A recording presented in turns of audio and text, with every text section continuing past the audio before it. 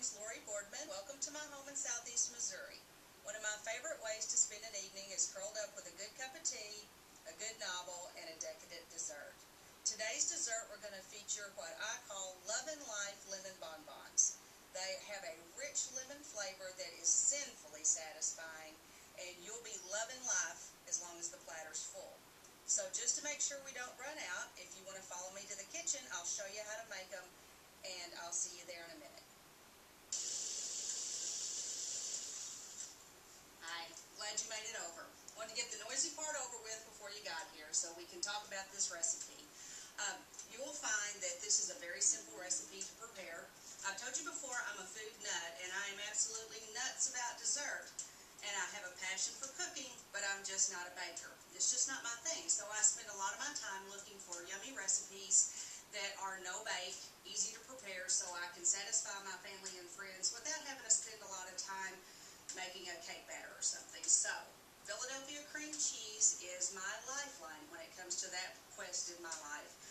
The no-bake possibilities with Philadelphia cream cheese are just infinite, and this lemon bonbon recipe is going to be a good example of that. So let's talk about the ingredients. Some store-bought lemon cream cookies. You'll see them here. You can find them in any store. I took those, put them in the food processor, ground them up to almost like a cornmeal consistency. Got these here ground up. Got my 8 ounces of cream cheese at room temperature. We're going to add in the ground up cookies. We're going to add to this just store-bought lemon curd. We're going to put 2 teaspoons in.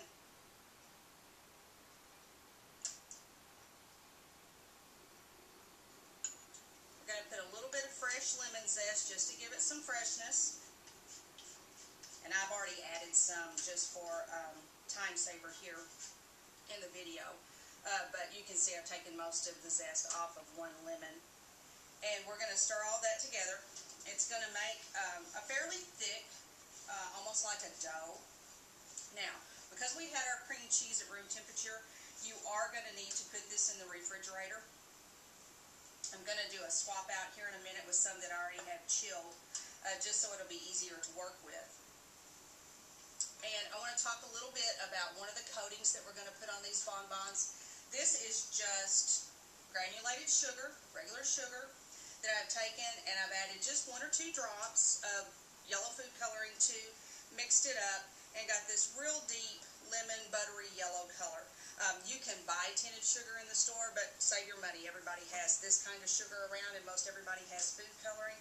So it's just a good little tip to save some money. So we're going to work with that. Get this out of the way. Spin in the refrigerator for about 10 minutes. You'll see it's real easy for me to work with now. I'm just going to take this, I'm just going to roll it gently in the palm of my hands, just to make little small size balls there. This recipe is going to probably make 20, 24, depending on the size of balls that you roll up. And at this point, you can put them back in the fridge and have a nice dessert. But we're going to take these from yummy to absolutely luscious with just a couple of quick steps, and then we're going to talk about some presentation. On the stove in a double boiler, I have melted just some white chocolate chips. I've added to that just a teaspoon of shortening. It just helps to bind the chocolate. I've got that good and hot.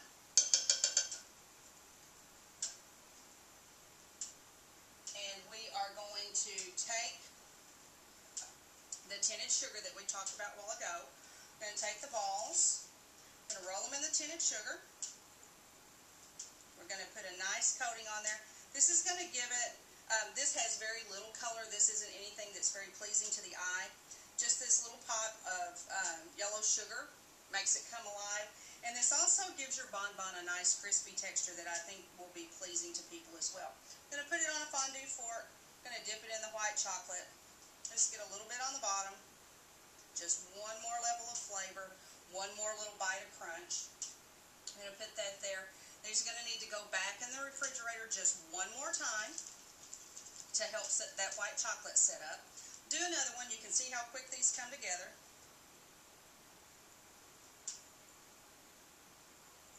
Get them coated in the yellow sugar. Get them down in the